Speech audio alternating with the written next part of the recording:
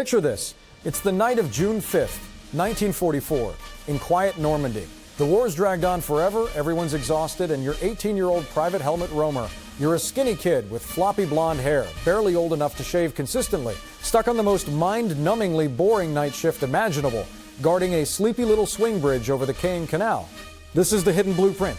Just letting you know, now back to the story. This bridge is in the middle of nowhere, surrounded by fields and cows. No excitement, no drama. Helmut's probably thinking, this war is winding down. Nothing ever happens here. Maybe tomorrow they'll ship me to Paris, see the sights, finally eat a real croissant instead of this cardboard Wehrmacht bread.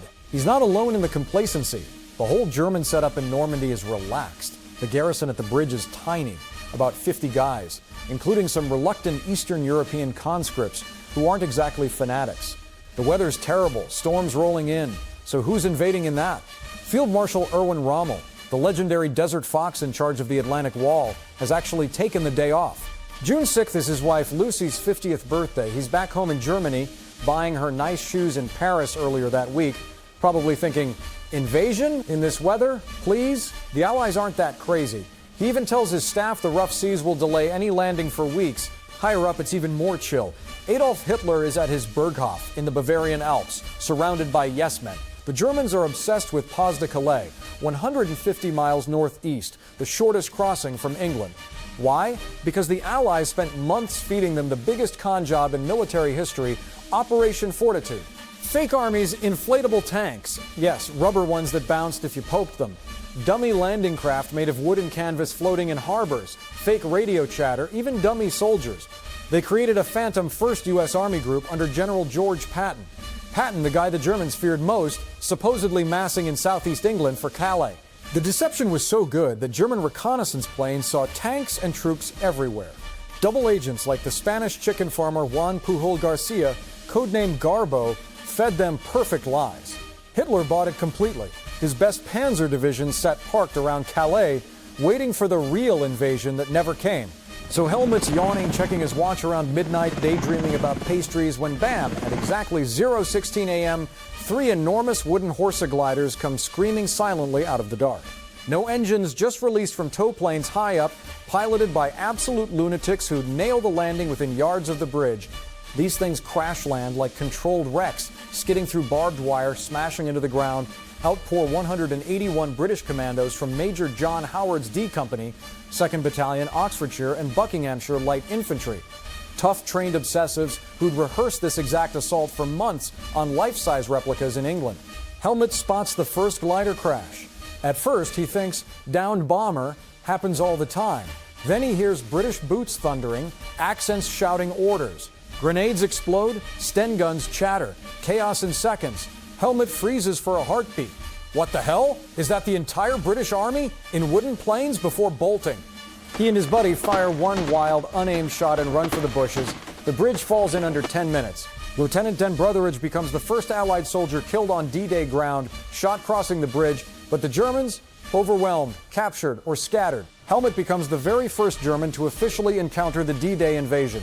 Not with the heroic last stand, but by getting captured almost instantly. In later interviews, like with the BBC and the Telegraph, Helmut recalled it almost fondly. One minute, he's bored senseless. The next, he's a POW with better food and no more night shifts. He said it felt like the Allies showed up just to end his suffering early. Talk about the universe's most aggressive retirement package. But Helmut's tiny story is the spark. The real comedy of errors unfolds upstairs.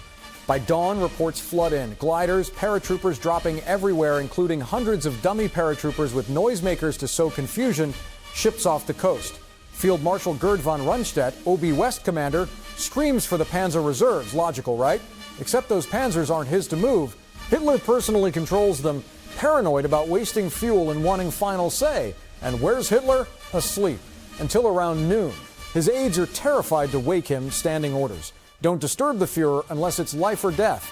Apparently, bridges captured by wooden gliders at midnight doesn't qualify. When he's finally roused, he doesn't freak out. He smirks. See, Normandy's possible. But this is a diversion. The real one's coming at Calais. Just like I said. Rommel's racing back from Germany in a panic, probably still in birthday mode, arriving too late to matter. Panzer Group West Commander Leogar von Schweppenberg wants to counterattack inland, but no one's moving without Hitler's nod. The result? Total paralysis. Divisions sit idle for hours, then crawl forward at night to dodge Allied J-boats, those fighter bombers that turn roads into killing zones. Radio lines cut, rumors everywhere, paratrooper drops making every village think they're surrounded.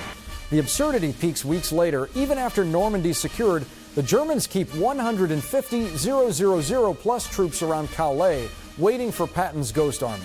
Fortitude worked so well that Hitler refused to believe Normandy was the main event. He thought it was a feint. The Allies' wild gamble invading in crappy weather at a weaker spot succeeds because the Germans are so convinced they're too smart to fall for it. Helmut survives as a POW, goes home after the war, and lives to tell the tale with a shrug. At least he didn't have to guard that bridge anymore. The Allies push on, liberate Europe. The Germans get a brutal lesson in how overconfidence, micromanagement, bad timing, and refusing to wake the boss can cost you everything. Moral: history's turning points often start small. One bored teenager thinking about croissants, a bunch of madmen in wooden death traps, inflatable tanks fooling the master race, and a dictator who valued his sleep over the Reich. Sometimes the biggest blunder isn't losing the battle, it's believing your own propaganda so hard you sleep through the invasion. That's the hidden blueprint of D-Day's opening act. Ridiculous, tragic, and true. If you enjoyed this dive into World War II's most ironic moments, smash that like button, subscribe, and hit the bell for more stories where reality writes the punchlines better than any comedian. Next up, more D-Day absurdities like the dummy paratroopers that fooled everyone, or Rommel's frantic drive back. Thanks for watching. Subscribe to The Hidden Blueprint.